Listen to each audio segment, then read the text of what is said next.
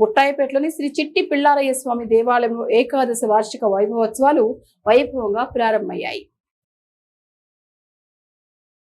బుట్టాయిపేటలోని శ్రీ చిట్టి పిల్లారయ్య స్వామి దేవాలయంలో విష్ణుభట్ల సూర్యనారాయణ శర్మ ఆధ్వర్యంలో ఏకాదశి వార్షిక వైభవోత్సవాలు వైభవంగా ప్రారంభమయ్యాయి.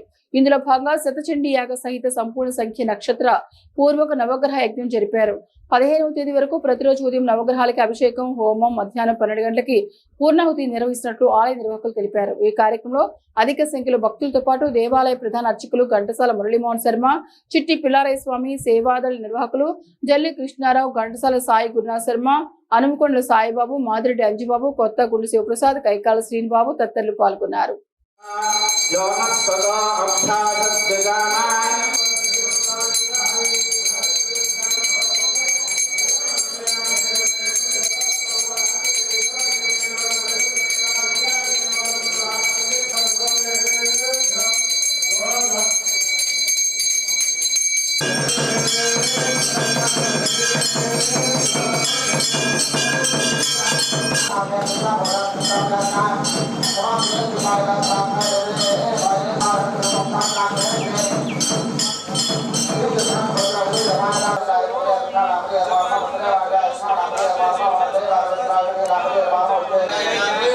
ఈ కార్యక్రమం హోమాలన్నీ పూర్తి చేస్తూ ఉంటారు.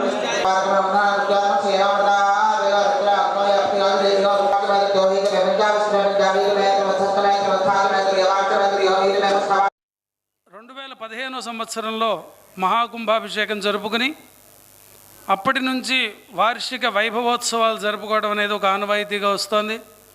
ఇది 11వ వార్షిక వైభవోత్సవ కార్యక్రమాలు. ఈ రోజున 9వ తారీఖు మార్చి నెల సోమవారం ఈ రోజున ప్రారంభమై సప్తాహ దీక్ష 7 రోజులు 15వ తారీఖు వరకు చాలా అద్భుతమైన విశేషమైన కార్యక్రమాలు జరుగుతుంటాయి. ఎప్పటికప్పుడు అవకాశాన్ని అనుసరించి సిటీ కేబుల్ ద్వారా మీ అందరికీ ప్రతిరోజు కార్యక్రమాలని తెలియజేస్తూ ఉంటాం. ఈ రోజున విశేషంగా జరిగేటువంటి కార్యక్రమాల్లో మహారుద్రాభిషేకం జరుగుతోంది. అన్నిటికంటే చాలా ముఖ్యమైనది, అత్యవసరమైనది, అందరికీ అవకాశం కావలసింది ఆదిత్యాది నవగ్రహ అనుగ్రహం. ఇక్కడ ఈ రోజు నుంచి 27 నక్షత్రముల వారికి 9 గ్రహాలకి సంపూర్ణ సంఖ్య అంటే 120,000 1,20,000 సంఖ్యతో హోమం జరగబోతోంది.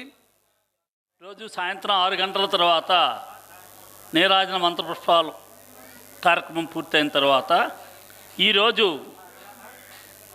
కోలాట నృత్య ప్రదర్శన వాసుదేవ కోలాట భజనా మండలి గురు శ్రీమతి గరిమెళ్ళ నాగమణి గారు ఆర్గనైజర్ శ్రీ భాను దమయంతి బృందంచే సాయంత్రం 6 గంటలకు కోలాట నృత్య ప్రదర్శన.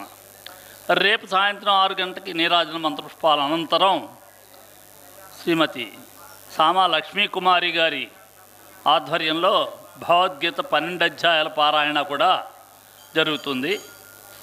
అలాగే 11, 12 2 రోజులు బుధ గురువారాలు రామో విగ్రహవాన్ ధర్మ శ్రీ వడ్లమన్నాడి మారుతి దివాకర్ శర్మ గారిచే ఉపన్యాస కార్యక్రమం ఉంటుంది.